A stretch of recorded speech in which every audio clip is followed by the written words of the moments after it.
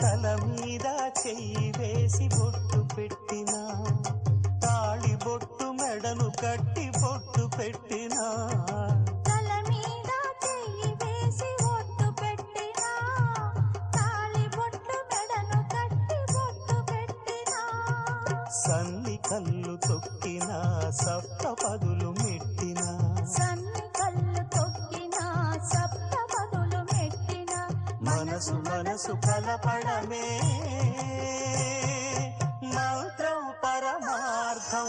శ్రీరస్తు శుభమస్తు, శ్రీరస్తు శుభమస్తు.